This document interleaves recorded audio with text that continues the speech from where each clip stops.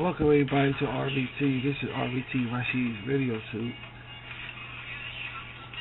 In conjunction with JC Rasheed's Music Jukebox Center, and I am Rasheed the R-Man coming alive on social media, Google, YouTube, and other social media platforms. How you guys doing out there? It's been a while. You know, I slept on my fucking microphone, dude. I swear to God, I slept on it. And I was hoping that it still worked. I was going to do it. And I was going to do what, baby, you know, I'm telling them the situation. And right before I was about to do it, I fell asleep on the air. I fell asleep. And I almost crushed the fuck out of my microphone. I'm glad it still works. I'm very fortunate it still works. So, glad you guys are here. Welcome to my house, guys. Y'all see the lace on the screen. This is we're gonna continue to look at shit around.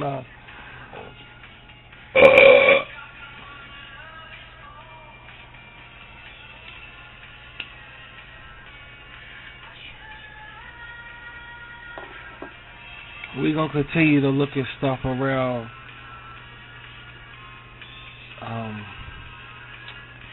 God damn it.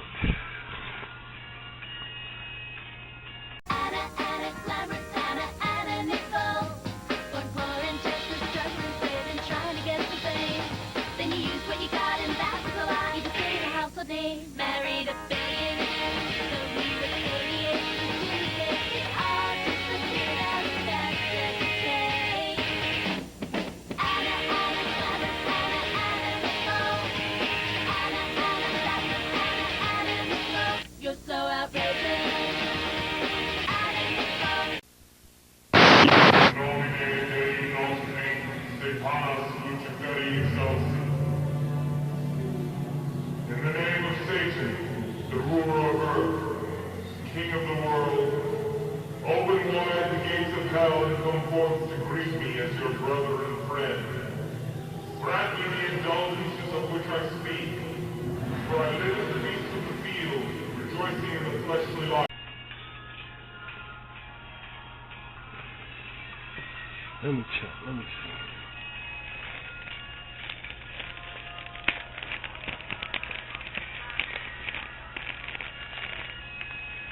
Okay. I'm all set now. I got a note out here. Let me see. Open up the page and shit in it. Welcome officially.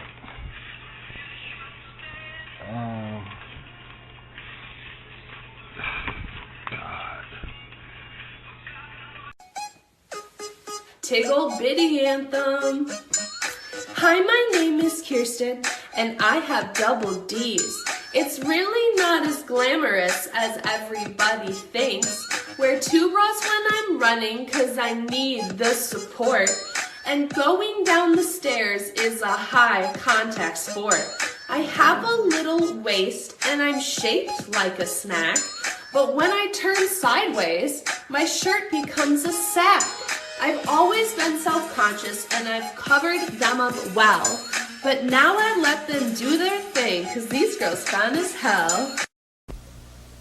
Come on, you guys, the sun's already up. It's gonna be a golden day. Let's eat. Oh, those golden grahams. Oh, those golden grahams. Crispy, crunchy graham cereal, family breakfast treat. Oh, those golden grahams. Oh, those golden grahams. Golden honey, just a touch with Graham's golden wheat. It's a great tasting part of a complete breakfast for the whole family. Try those golden grahams and have a golden day. NorthSheed. We was about to say the other thing. See, we way off.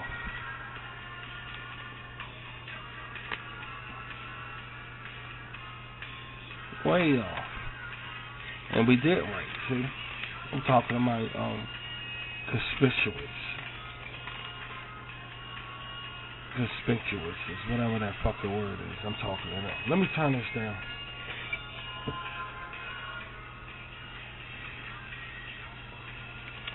Wait a minute.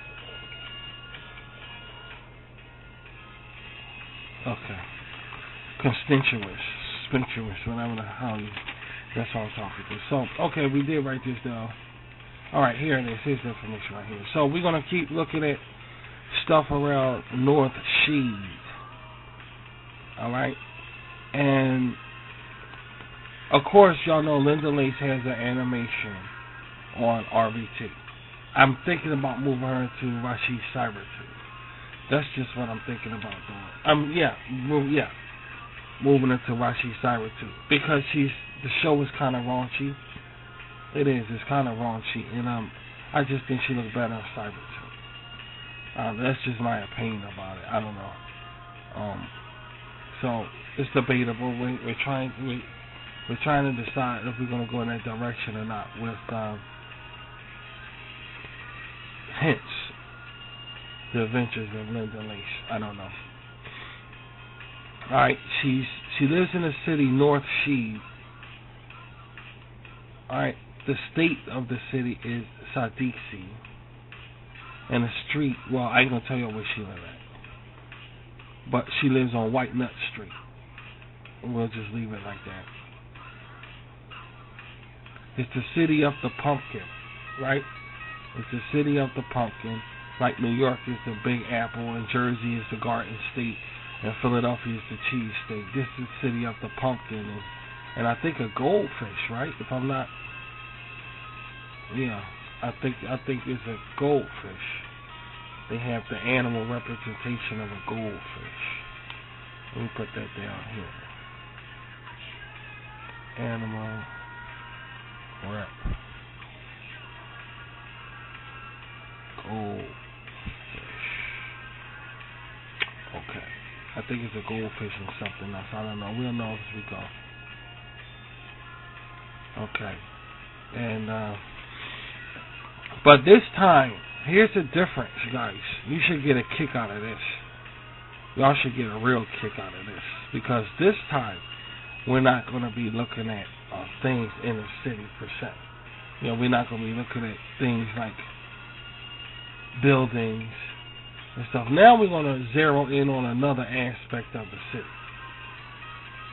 Alright? And that aspect is the people. What kind of people that's in this NorthSheed. Now, we came across a comic. We came across a comic where Linda Lace is walking by. And you got two neighbors out there talking shit. And her head is full of cherries or something like that, just like her father. Because they talk about me too. I'm a cartoonist and she's my daughter and everything. And y'all know that on a book club, it's the other part to this. You know, this fiasco and shit. So, yeah. Well, they walking by and two women are talking. But it's rare that we show, but in a comic, because she came from the Rashid comics. You know, she came from Rashid comics, so it's no surprise that you'll see stuff like, you know, like other people. But when you watch the animation, you hardly see any people at all. You hardly see any people at all. Not surprisingly, because I guess, you know, you want to focus on Linda. You know, you don't want to focus on, you know, other people and what they got to say and all. Every now and then we surprise you with, well, not necessarily that's not the reason. It's just there's no place for them. And after all, when you really think about it, when you really think about it, what are they going to say to Linda? What the fuck kind of conversations they going to hold with her? Usually, I'm not trying to be cynical or anything, but usually, in mainstream, when it's a girl like Linda or something, they give her a black girlfriend or Oriental girlfriend or some kind of shit, you know, to take the weight off of her, you know, because all the weight is on these characters when they appear in these shows. It's a tremendous amount of weight on them, you know, a tremendous amount of weight on them. So they give them this urban girlfriend to help alleviate some of the fucking weight. So Linda ain't got nobody but Roxy. And Roxy, she ain't all fucking there. I mean, she's all there. Don't get me wrong, she's all there. But she's still screwed. You know, she could get tied up in Linda Lee's bullshit. Because they, as kids, that's just the way they was. They went down together and so forth like that. So, but you won't see that kind of shit around here. No urban girlfriends and shit like that. You won't see that kind of stuff. The intelligence is very minimal on the Adventures of Linda Lee's. Very, very minimal. So, what kind of people that exist here? You will probably get that basically on this, what we're doing right now. Basically what we're doing. This is the only way you're going to find, else you're going to find out. Because I don't think they're going to be really prominent on an animation cartoon. I don't think so. I don't think so. Unless I come up with a good fucking story. And these people, you ever watch Fat Albert? And Fat Albert, these situations that Fat Albert and the Cosby Kids went through, they evolved, people. And these people weren't prominent in the inside of the cartoon. They were nobodies. So you focused in on these people. Like, you know, you have that sometimes when you're watching animation. These people appear. They could be criminals. They could be stuff like that. And we have shows that Linda is different. Linda is kind of like, her show is kind of like, if I had to put it into words, like, her show is kind of like, oh God, her show is kind of like a play. I was going to try to choose another show, but surprisingly, I'm going to choose like a play. You ever go see a play on stage and there's only a certain amount of actors in it? Alright, Linda Lace is like that. It's like a play that you go see. It's not like a lot of all this other. It's basically her, Roxy, and Cinnamon. That's the girl that works at the hot dog stand. That's it. And I can create out of that. And then my daughter, I'm never going to show myself. I'm not even going to show my voice. You ain't never going to hear my voice unless it's on like a commercial or some shit like that. You know. So, that's the only way you're going to really get into, you know, this other, you know. Because I'm just never going to show up there because it's her show. And it's an all-female show, which is on Rasheed's Doll Nation. That's another thing I'm going to get into. Doll Nation is launched right now. Whether people know it or not, it's launched right now. It's just saying I ain't got it all buckled the fuck up yet. So, with that being said, the people is like what? Or like what? What are we talking about? What are they like? Well, when you really look at, alright, the way I was raised in a slum in Philly. Okay. I'll be damned if I talk about that kind of, those kind of people. I'll be damned if I talk about the streets that you know, I used to walk down. I mean, you could just see it. I'm showing it like, because on YouTube they have people that's in from my neighborhood, and these are the actual streets that I grew up on, man. I swear to God. North Philly, just the worst place in Philadelphia. You know. And when I look at that, a lot of memories come to my mind. How, here's the biggest thing about this North Philadelphia bullshit. Here's the biggest thing about this. Is that there was a time when these were good houses right here. These were really, really good houses all around, and the people were nice. And the projects. See, I'm from the projects. This is not the projects. But you notice how everything became one big project.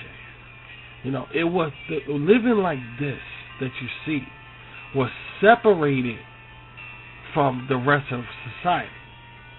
It was just the projects that was like this. There was no such thing as outside the projects being like this. There was no such thing as it.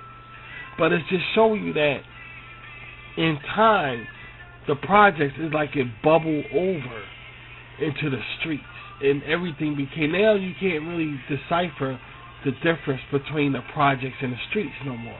Those days are over, and that's now. That's today when you go out there. I don't know how it is because of COVID-19 and everything, but in a nutshell, it's just amazing how it is, and it's so bad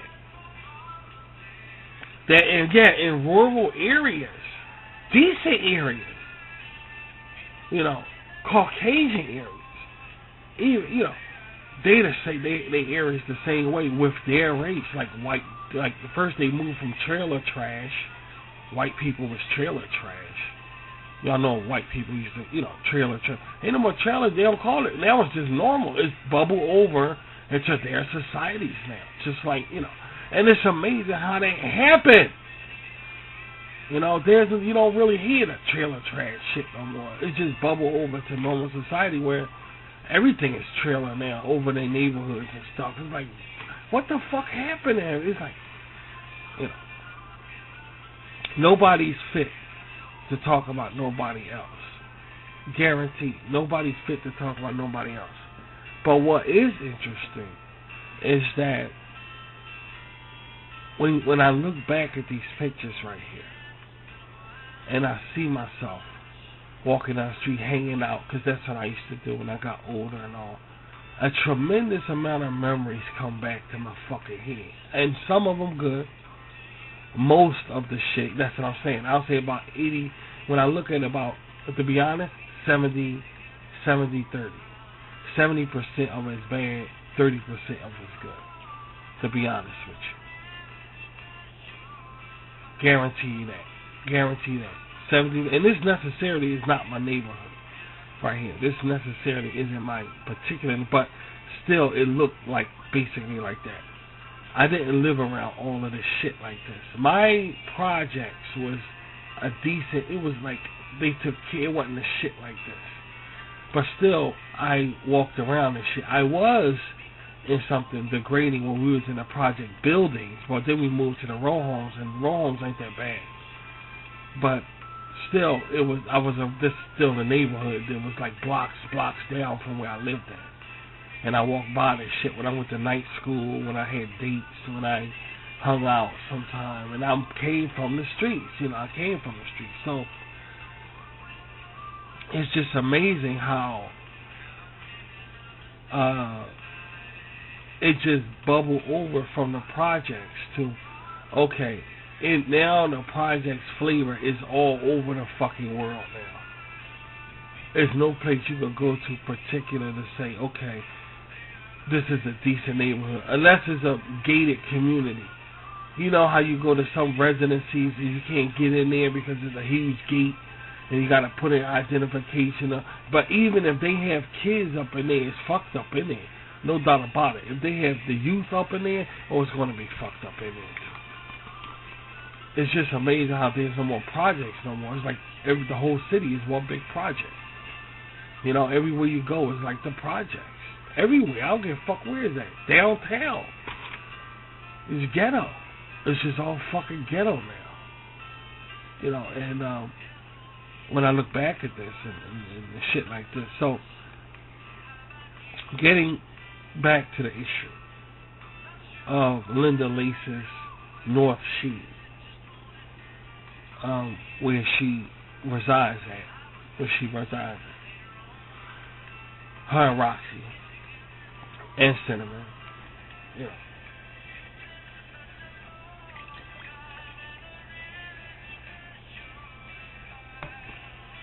All memories, dude. All fucking memories looking at this shit.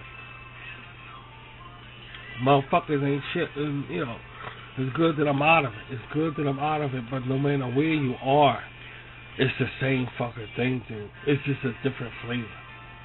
It's still the projects. The whole city, the whole world is one big project That's what you get when you don't watch yourself, when you don't take care of yourself, when you go back on your words and shit and you don't really pay attention to shit. That's what kind of stuff happens. You can't blame nobody. That's just what kind of shit happens, you know. Nonetheless, this ain't a show where you point your finger saying it's your fault, it's their fault. It doesn't matter. It's just it got fucked up. It got fucked up all over the place. Now, we're talking about the people. Alright, we're talking about the people. We're talking about the people. So, what kind, if they're not going to be on a TV show, goddammit, you know, they're not going to be on a TV show, then what kind of people are we going to be looking at? I mean, what are they like? Well, they got to be a certain way, you know? They got to be a certain way. So, I figure we'll talk about the people, guys. Okay, let's talk about the people instead of looking at buildings and stuff. And what kind of people are they? Well, believe it or not, like we talked about the comic about Linda Lace walking by and they gossiped about her behind her back. The people are like us. They're not so different than us. They're not so different than us. I could say they wild. I could say they wild. Well, I didn't say you. Well, okay, if I did say that,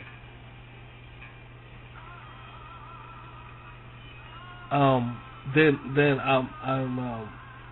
I stand corrected, because I don't really know if I'm going to feature people on Linda Lace cartoon. But as it stands, the answer is no.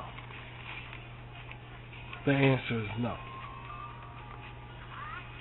They're not going to be normal, ordinary people. They're not going to be like that, or normal, ordinary people. They're not going to be like today's society.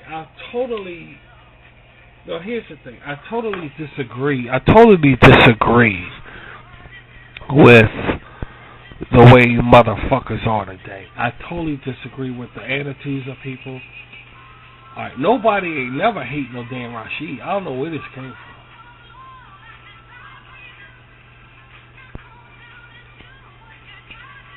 I don't know where the fuck this came from, where everybody hates Rashid and shit. I don't know. I really couldn't tell you. It's the most weirdest, damnest thing I ever fucking seen, but now everybody hates Rashid for some strange reasons. Reasons unknown to man. You know what I'm saying? Reasons unknown to man type shit. Alright, I'm going back to the 70s and 80s. Why wouldn't I, guys, when the RVT, that's all we are? Why wouldn't I? Why wouldn't I?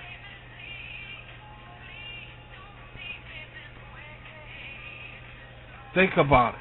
Why wouldn't I go back to the 60s, 70s, 80s, and probably 50s?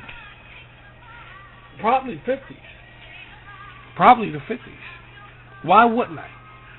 Why would I go up to a generation where everybody fucking hates me? Why would I do some shit like that? Why?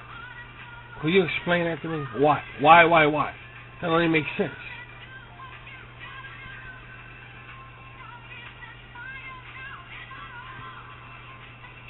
That's fucking ridiculous, dude.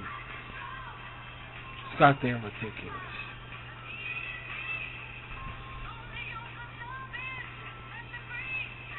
I want to go back to the 80s and disco. That's where my heart is. That's where we live at. That's where we dwell at. And I wouldn't have it no other way, man. No other goddamn way. Normal people, man. They like to have fun. When I say normal people, I don't mean, you're going to get people to be like, oh, what you wearing, dude? Or, oh, man, look at your hair. I'm not talking normal in the answer. I'm talking normal people, like unjudgmental. Right now, everything is judgmental. You can't find any good people. I mean, but when you look at the coronavirus incident, you know, you can take a stand back and you think like, well, can you blame them? You know, and shit like that, and it's just up the ass, dude. But still, without getting too far away from the tree, I want to deal with normal people on LinkedIn. What kind of people in NorthSheed are normal people? Right? They like to have fun.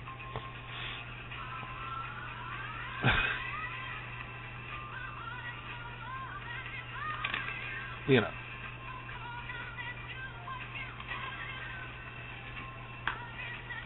And they all agree with the city having full representation of the pumpkin and the marshmallow.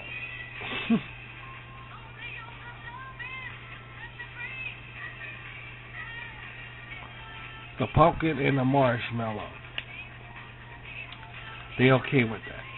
I guess if they wasn't okay with it, leave. Go someplace else. This is what NorthSheed has. And it's just something they got to deal with. I love this sceneristic picture show right here. I just like this. I just fucking like this. I like talking about Linda Lisa's city like this. You know. I could, you know, they got these open world. I want to make it open world. That's the name they gave it, open world. Like Grand Theft Auto and stuff like that. They call it open world. Shit. I like this open world. I like open world stuff. If I like open world stuff like that, like so much, why not create it? I mean, after all, I did advertise Cyberpunk. I did advertise Cyberpunk on RVT. It's not my fault that it was a huge flop. I mean, it was a tremendous, huge flop. I mean, people fighting, trying to get their money back. It was a tremendous disaster, the history of video games. But I feel as though it still was something, you know, to look out for. Now we're not going to check it out. I'm not going to waste my money on it. But I still, since it was anticipated, it ain't our fault that it flopped. Wonder Woman was a disgrace. For y'all people who didn't catch up on Wonder Woman, that Wonder Woman 1984, they say is the worst Marvel movie, DC movie that they ever seen. They say it beat they say it beat what's the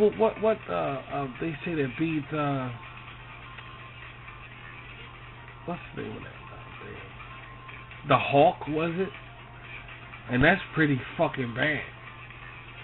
They said that was just. They said she was interested in his dick all through the movie. She interested in dick. The guy was taking. It was his movie. It's like he was the superhero all through the movie. She ain't do shit.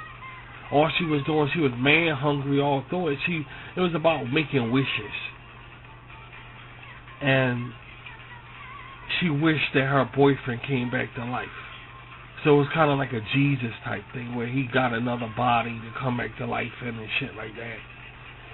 So they said, in essence, Wonder Woman was raping a man all through the movie. Because she did it without the man's consent. Her boyfriend came back and used a stranger's body to appear in front of Wonder Woman, and she wound up fucking a guy and all that shit. So they were saying, well, Wonder Woman raping a man. She's supposed to be for justice and all this shit, and here she's raping a stranger like that. Is letting his body being used like that without his consent. So that's what they said. Now I didn't say it. That's what they coming up with, speculation about Wonder Woman 84, that she was raping a man all through it. And they say it was the worst movie they ever seen of Wonder Woman. The worst. And the thing about it is, we was going down to see this shit. If COVID-19 wasn't here, we'd have went down to see this shit. And it was a totally waste of time. I mean, a big, huge disappointment. Wonder Woman 1984. Really huge disappointment. So all you get is failure all through fucking shit. Now, why do we talk about? We were just randomly talking about something. Okay, well that's understandable. It's not really really nothing bad to say about that. Randomly talking, we allowed to do that. We do that from time to time. But we're talking about what kind of, first we was looking at things, buildings and so forth inside NorthSheed. Now we come to people in general. They're people like you and I. Okay, in a nutshell, just to clarify things. They're people like you and I. Alright, they're not too out of the way. They're not too weird. They, some, they call them pigeon towns. You go to some places, they like pigeon town people. They walk around nosy and and you go to, everybody knows. If I go to a place personally, if we move to a place and it's like everybody knows everybody in this town, I'll move the fuck out of there. I swear to God, I don't feel comfortable like that. But there's so many places like that. Some people feel comfortable. Well, that's what I'm saying. Some people feel comfortable in places like that. We don't. I don't. I don't like nobody. It's not the fact I don't like nobody knowing my business, because I got no business. I have no real business. But the thing is, I like privacy. And that's one of the reasons why I want to be a Hollywood celebrity, because I like privacy. But yet and still, in a nutshell, you get these places where, I love privacy. I need my privacy. And y'all know, you know that. We need our privacy. I don't like people all in my fucking shit. Though I ain't got nothing to hide, I just like to be myself, I like to be myself, and I like my privacy. That's why I can't be a Hollywood celebrity. They got no privacy, really. Not really, they got no privacy. And I can't have that. So, I'll move out of there. If I went to a pigeon town, everybody knows each other. I will want to move out of there. I'm not a newsy. I'm a newsy person, but in a sense, if the news come to me, I wouldn't go out looking for the news. You see what I mean? These people that's in NorthSheed are like that in a way. They mind their business and all, but everybody knows shit. Everybody sense shit, but don't say nothing. They're very tight knit. It's a very tight knit city. It's a very huge city. Everybody knows shit, but nobody talks about shit. You know what I'm saying? It's kind of like I adapted off the projects. Like that's how it was when I was a child coming up. Out of respect in the 70s, you had a lot of people that knew shit, but they didn't talk about shit. We knew the neighborhood whore. We knew what somebody's mother did for a living. And every now and then we'd crank on them or bust on them or something like. But it never was an issue. We don't give a fuck about it. All right, in some communities, in some cities, some communities, these neighborhoods give a fuck about it and they make it an issue. You know what I'm saying? All right, what I'm trying to say is NorthSheed is not like that. That's what I'm trying to say. She lives in a good fucking part, a good city. NorthSheed is a good city. If she travel out, if Linda Leach travel out somewhere, and they look at her and say, "Where you from?" She say NorthSheed. Somebody will understand. Just like somebody will say, look at somebody freaky dressing and say, "Where you from?" And they say Los Angeles. They say, "Okay, I knew it.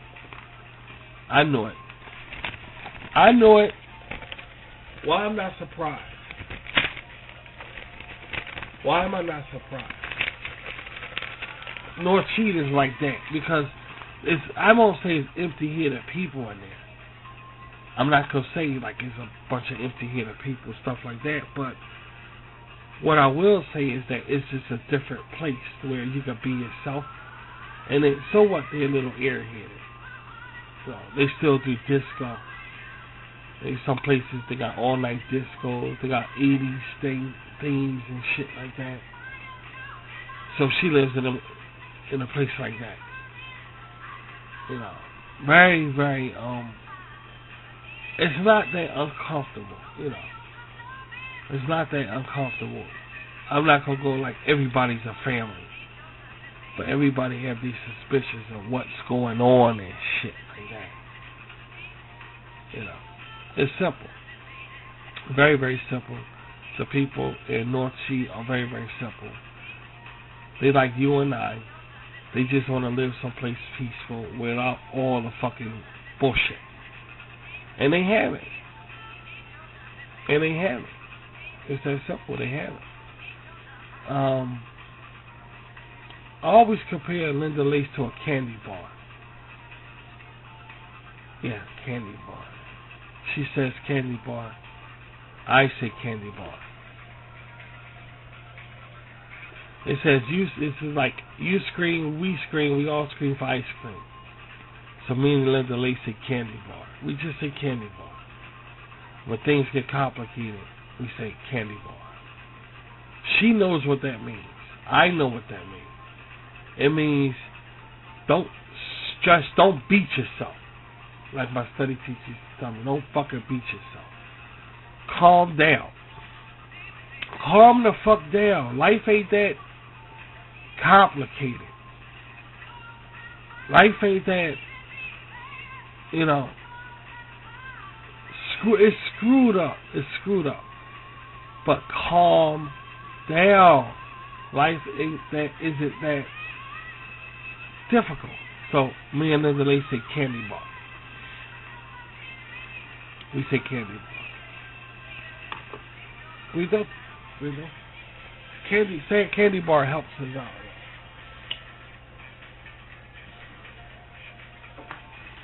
I can't say cherries. That's a good one. I can't say right, because Linda Lace feel a certain way about cherries. She act crazy. That's not calming her down. It would be nice if I could say cherries, though. But I can't.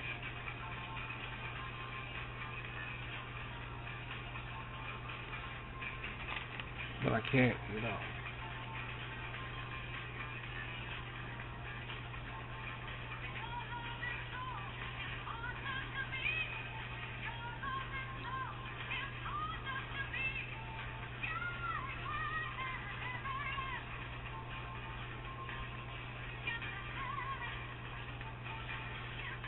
We got peanut brittle. Yeah, we got peanut brittle. We say that too, but she know that's one of my favorite candy bars. Still a candy bar. It's just it's a different kind of candy bar.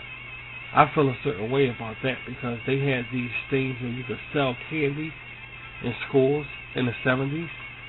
They went to the students and said if you could sell the most candy, you could get a prize. So you had the mothers that gave a fuck about their children. You know what I'm saying?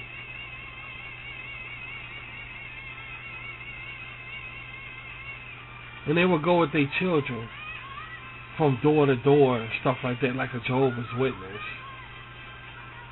selling candy. These mothers gave a fuck about their children.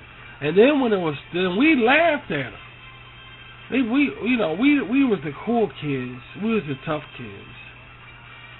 We sat back and laughed at them and said, look, they selling candy. They're actually going for that shit. That's the way we looked at it. Like, they're actually going for that selling candy bullshit. So, they selling candy. They did it every year in school. Every year they selling candy. Now, they had a special assembly program. We goes down there, and on the stage in assembly in school, they had bicycles, they had computers, they had, and we looking at all, now, being from the projects, being a poor child, not a poor child, we was average, we weren't that poor. You sitting there looking at this shit on stage, this brand new stuff. I mean, this stuff was brand new. Some of the shit had ribbons on it. Bicycles had ribbons on it. And all of that stuff, we wonder, what's all that stuff? Who's getting all of this shit? For the projects, the child would be going off. Like, look at that stuff on the stage. Oh, this going to all the kids that sold the most candy. It's time for their reward. Now, everybody looking like, oh, I should have sold candy. Now, who out there listening to this remember that shit? You're sitting back looking stupid with your friends and laughing at these guys from going door to door with their parents selling candy. We laughing, we thinking shit funny. Now it's time for them to get rewards from selling the candy. It ain't funny now. Now we sitting there looking stupid and shit. In fact, some of them motherfuckers was like, I want to see who get that bike because I'm going to take that shit. You know how kids act. Tough kids is like that. I want to see who get these awards. Everybody who got these presents, these prizes, were homebodies. Yeah, they never came outside and played with nobody.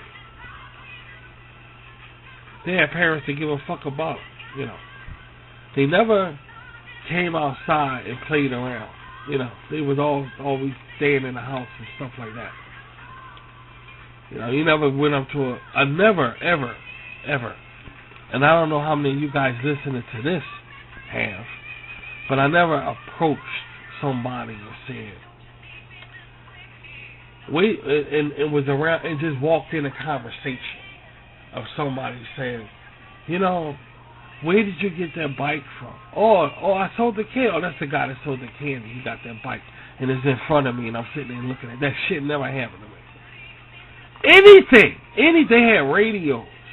Let me tell you what they had. They had bicycles. They had radios.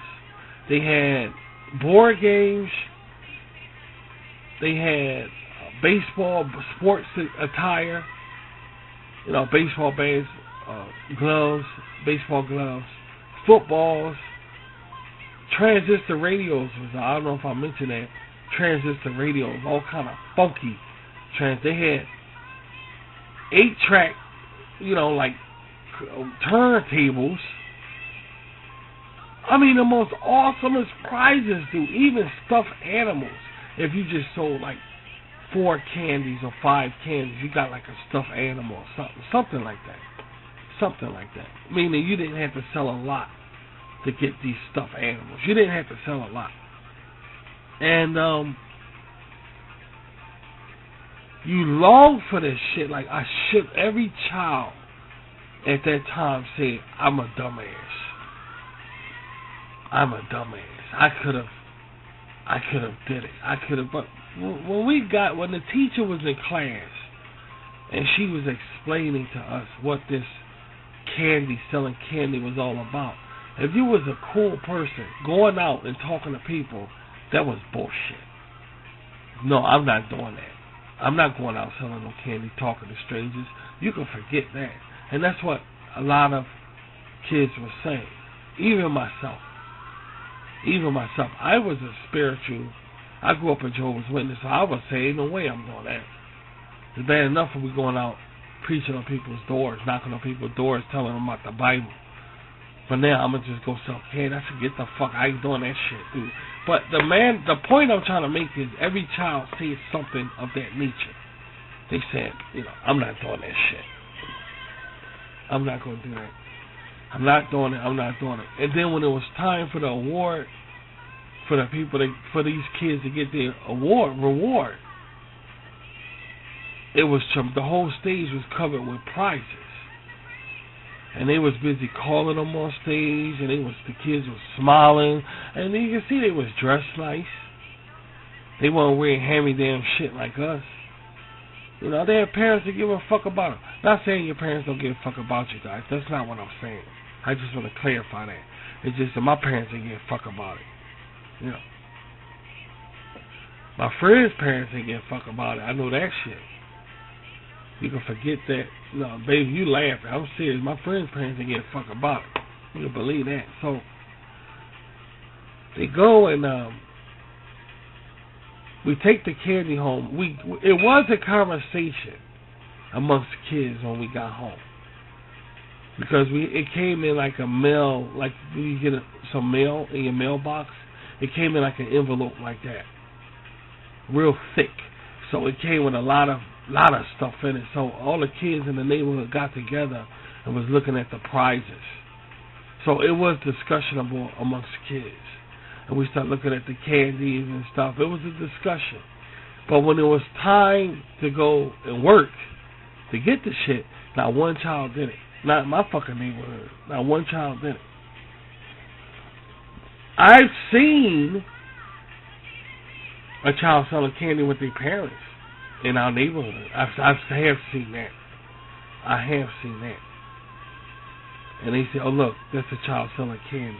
And me and my friends was just looking, and we couldn't do nothing because the parent was there, you know. But if they was by themselves, oh, it would have been all hell. And y'all know that shit.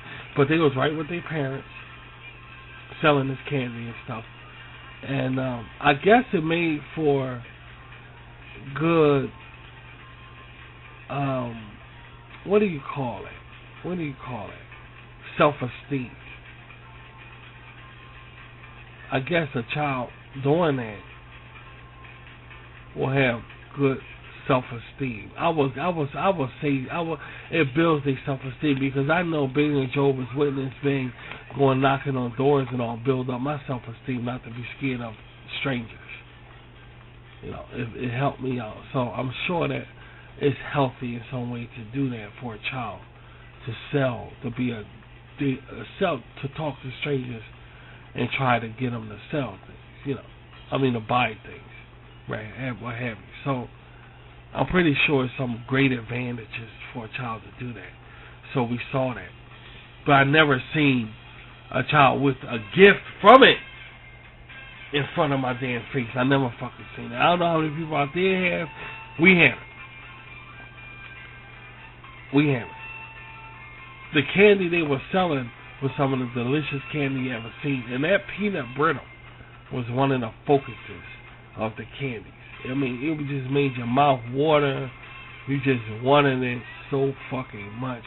And one of the best candies out there is the peanut brittle. Now, it's not a payday. It's different from a payday. Yeah, it's different from a payday. A payday tastes a little bit salty in it. It's nougat, but it tastes a little salt, like a little. Yeah, it tastes a little. A payday. This has no salty taste in it whatsoever. The peanut brittle is just all sugar. All sugar. Paydays have a little saltiness in it, but yet and still, it made your mouth water for these candies that they were selling. So this kind of stuff, right, like this, goes on in NorthSheed. That's what the people are into, stuff like that. You know.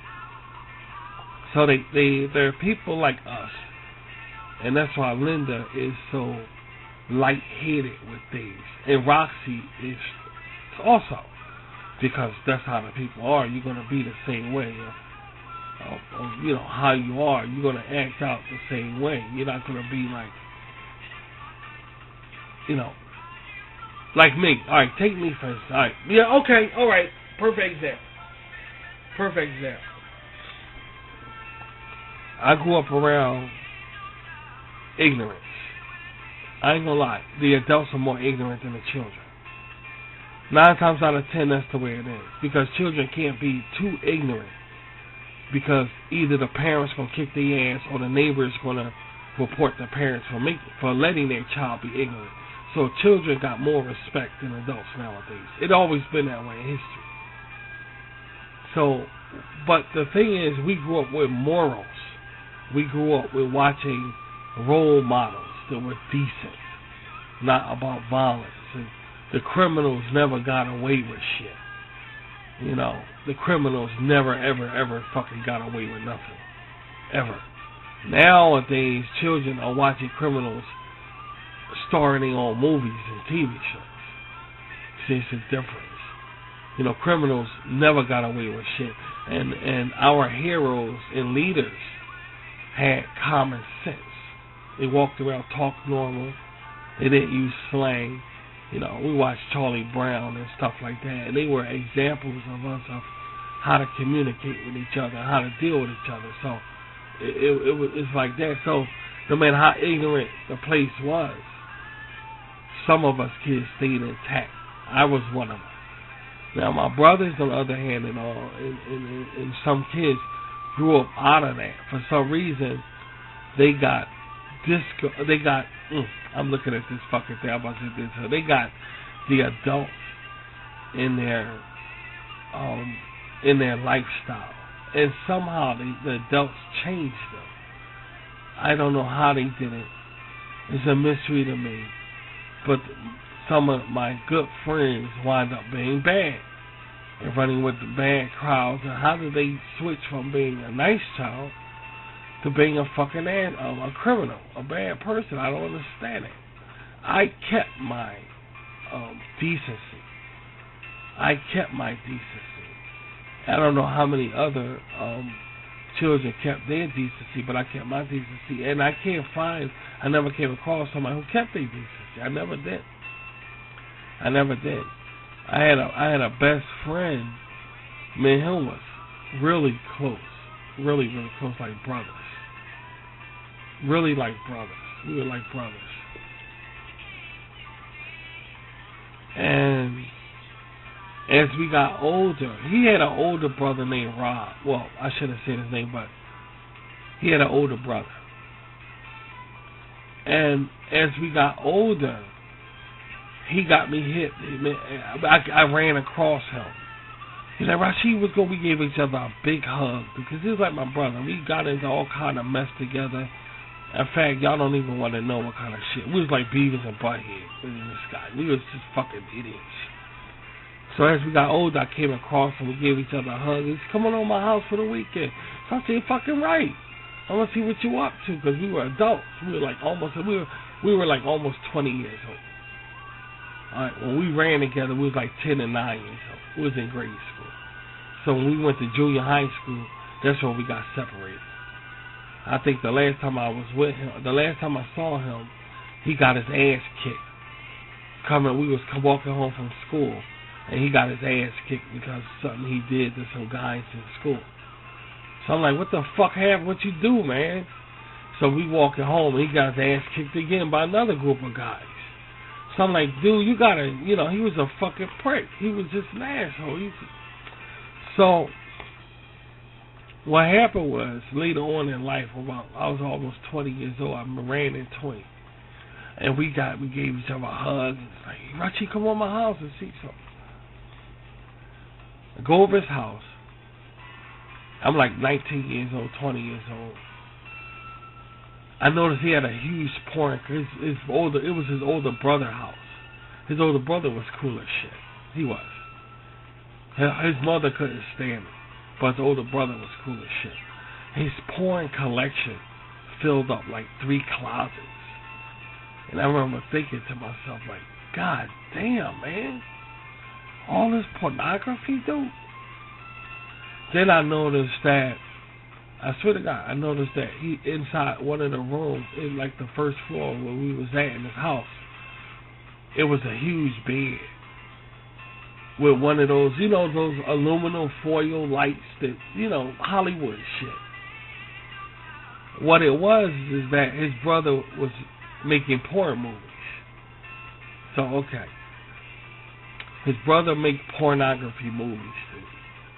So I'm laughing my fucking ass off, because I know his older brother. And I'm like, y'all make porn movies in this motherfucker. The house is spotless. It's the most prettiest house you ever fucking seen in your life, dude. Not a piece of dust. Nowhere. So my buddy was like, yeah, check it out, man. Yeah. So I'm like, he said, we can stay here for a while, because I got to watch my little nephew. And my brother got to make errands and do business. So I said, okay, I'll stay with you. We spent the whole weekend. Now, he goes in the closet and pulls out a bag of weed the size of like a loaf of bread. I swear to God, this guy goes in the closet and pulls out some goddamn fucking pot. And it filled up like a loaf of bread bag. And we sat there and smoked that shit and was watching porn. That's all we did all weekend long. And we ate food. And I never had a more enjoyable time in my fucking life. That was one of the times, and y'all guys know this in my cult, these guys, my kids, and y'all know that I talk about this. I can't get over how much I enjoyed myself. Because me and him were best friends from childhood, and the shit we was talking about was just funny as fuck, dude. and we sitting there smoking this shit, and some good shit too, and we watching porn, and we ate and that's what we did Friday, Saturday, and fucking Sunday. That's all we did. And Monday morning, his brother come home and lose his fucking mind. The first thing you do is go over there, grab his child. Why y'all got my child around this shit, man? And he talking my best friend, man, what are you doing, man? We made a big mess, dude. It was like all around the TV set was like a pig pen. It was food all on the floor and everything. He lost his damn mind. He said, oh, I don't believe this shit, man. Y'all been... And we just had a fucking... But it was funny. It was just one of our adventures that we went through. But the point of the matter is, it was just hilariously fun, dude. I never, ever, ever had fun like that being... mixed up in like this pornography world thing. These guys really know how to have fun, dude. I swear to fucking God, dude. So,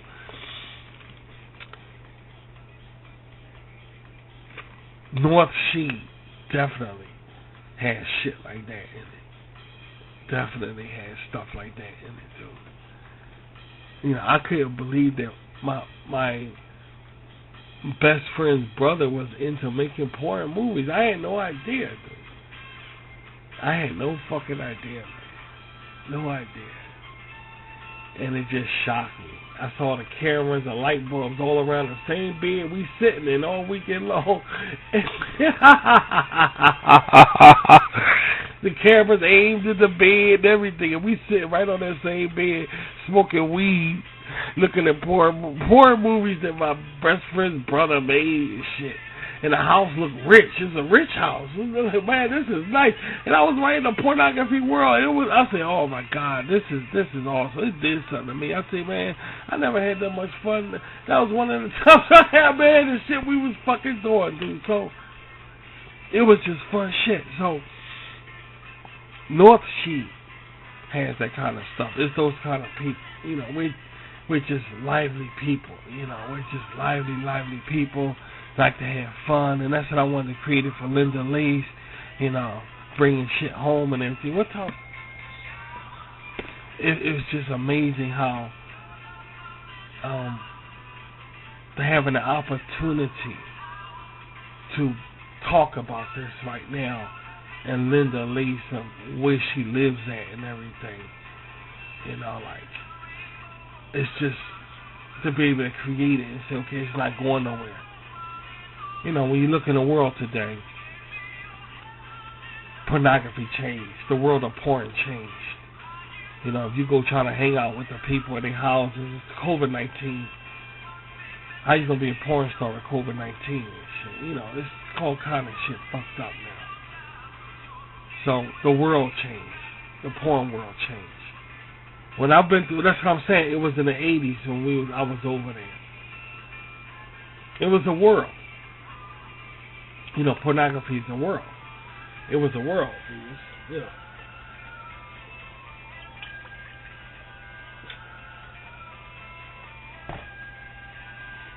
The most fun world I ever been in, man. And I was hooked. I swear I was hooked, dude. I said, this is the life. I was sitting there high off marijuana and looking at all the pornography stuff all over the place. Everything clean and rich looking and pure and white and glass tables and artifacts and everything. And they did porn and the nice expensive cameras. And we sitting up there with a nice TV, smoking weed, plenty of food and snacks everywhere. I said, man, this is the fucking life here, dude. I swear to God, and I was hooked. And I was definitely hooked on it, man. To live a prestigious life. What's that word? A dubious life. You know, I can't fuck with that ordinary stuff, man. I mean, normal life shit is good, and I give all credit to it, but I came from that, and I can't fuck with that normal life stuff. So the only thing that's saving my ass afloat is God. Is spirituality. That's the only thing saving my ass afloat. trying to do the right thing, not sin.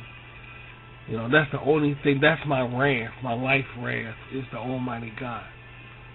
That's my life wrath, because I don't know how far I will go into the game without my goddess. I don't know, because I do know that kind of lifestyle is what I'm. And if you look at me, you can tell. I'm that kind of guy. I'm that kind of guy. I've been asked to be a male stripper before. I charged women before. I have done that. I met some guy who wanted to get me into it professionally before. Be a rich woman's escort. Stuff like that. I've been in that world and been offered, and I turned it down. I've been offered to be a model. I already was a child model, and as I got older, somebody approached me trying to be a real model. So all of this kind of world, this world right here, is an interest to me, to be like, how should I say? It's a word that is right on my tip of my tongue, but it's a world, it's a lifestyle where you produce yourself. You rent yourself out for a good cause, not for a bad cause. You're going to get something in return. I'm not saying that the pornography life is the right way to do shit, but you will get stuff in return. The only time I came close to that, I don't even want to talk about it, because there's some things I'd rather not share with you guys. But the point is, I have no shame in it. I really have no shame in it. But at the same time, if you're not enjoying your life, dude, then when you get a certain age, is what it all boils down to is this. When you get a certain age, you're going to have a tremendous amount of regrets, because certain things you can never ever be again. Never. You know why? Because your age. Right now, when you're young, you don't see it, dude. You don't fucking see it. But when life creeps up on you and you get a certain age, you turn around and say, you know what? If I knew life was going to be like this, I would have did this, that, and this and that. You see what I'm saying? You wind up talking and thinking like that. And the thing about that is, that kind of talking and thinking don't go away. Some people are haunted with it all the time. I should have took that offer. I should have did this. I should have did that. What I'm trying to say is, life is about experimentation. There's nothing wrong with trying out this and trying out. There's nothing wrong with that, because the same people that's telling you not to do this and not to do that, they don't live your life. You're never going to see them again. 9 times out of 10, you're never going to see them again. And you done missed out on some opportunity. How many times do you think opportunity will knock at your fucking door? You'll be lucky if it knocks one time. You see the point? So I'm not ashamed of anything that I've been through. Not a goddamn thing, dude. Even when I'm doing on social media now with Linda Lace, not a goddamn thing. Because when life go by and you shitting and pissing on yourself, and you got nothing and did nothing, you could get shell shocked. Your memories is gonna whip your ass because you didn't have a nice time and do what you want to do to live freely. Do stuff to make you happy, not to impress people. Do stuff to make you happy. And that's what Linda Lace does for me. She makes me happy. And I created her all of a sudden on RVT. I created her, and I can't get out of her ass. I do have other shows and everything coming up, but y'all know that. But we got time for that. There's no rush in that. Being though it's the new year and everything, there's no rush in that. I'm trying to build this girl's life up so we can have some kind of feminism around here that we don't have. We don't have no feminism around here. And that's what I'm building her up, so we can have some feminists around here. But one thing's for sure, I'm so proud. I am so goddamn proud to say I have her around here. This show right here, this sceneristic picture show. That's what it is, about scenes, about her neighborhood that I'm building up, which you guys see on the animation, The Adventures of Linda Lace, and the Rasheed Book Club. I talk about her, and along with other books also, not just her. You know, I just got to see her as being a real person in order for me to bring her to life. I got to see her as being real. She's a break from this everyday bullshit that I'm going through. You know, anybody can do what I do. You know, she's my escape from all this bullshit that the world is going through. She's my escape. And I've never been more satisfied, happier than working with her, than creating her and doing this stuff. I've never been more happier, dude. Never been. But it's just, I'm getting back to the porn thing. You know, he said he ain't tell me that shit. I don't know. Did he think I wasn't gonna come over his house? He's my best friend. I would have came over. I wouldn't have been scared. That world don't scare me, dude. That world do not scare me, dude. In fact, I got hooked on it. I said, I like this, man. I like this world here. I didn't know it was so, you know, but you got to be careful of the snakes in it. And it's very, very shocking. That world is very, very shocking. You know, it's all rich stuff all around and swimming pools and all this, and you could just be free and have fun. And they do porn, dude. They just take off their clothes. What the fuck? So it's just I was just like mesmerized. Like, this is awesome, dude. I never had that much fun before. I did. It was a fucking awesome world. You got good friends that stick behind your back and everything. I tell you, because you got to be tough, and they'll bust a hole in your ass. They're good friends that stick behind your back and every fucking thing. So I ain't gonna waste too much time on this goddamn microphone. I'm not gonna say goddamn this Linda Lace city, this NorthSheed. I'm not gonna say that, because this is awesome. I like this, and hey, this is fun, and we're gonna do it again. Now we're not finished with the people. How about that? Next time, maybe I'll pull some people on here and we'll talk about them. I don't know. Well, I'm not finished with the people though. Maybe we are, but I don't know. We gotta wait and see. But just for the heads up, the people in NorthSheed, just in case we are finished with the people, just in case we are finished with the people, just in case we are. NorthSheed, the people are like us. You know, they like us, and they're not. Yeah, exactly.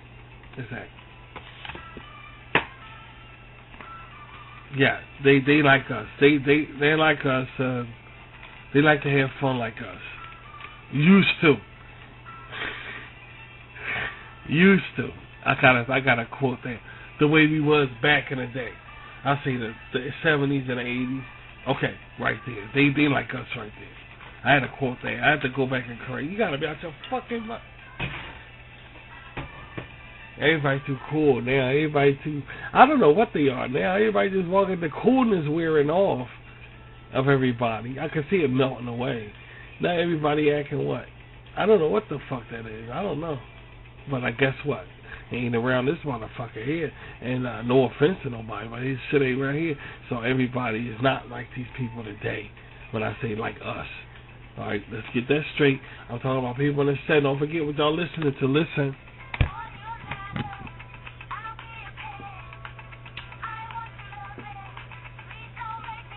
You don't hear music like that, man.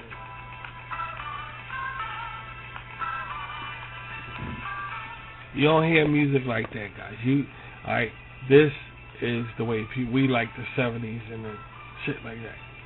Alright, maybe we'll come back here. I'll bring y'all back here. We'll have some more fun. We need to leave this list out right here. This list right here. Because we ain't finished writing on it. I'm sure it's going to grow. So let's go ahead and get out of here. Guys, thanks a lot for coming by, spending time over, well, kind of my house. We had some entertainment. We'll mess with Linda Lace again. We'll do this again. Thanks, guys. Once again, And stay safe, all right? Wear a mask, self-distance, and let's hope for the best, okay? And Happy New Year to everybody. And I'll talk to you later. Bye.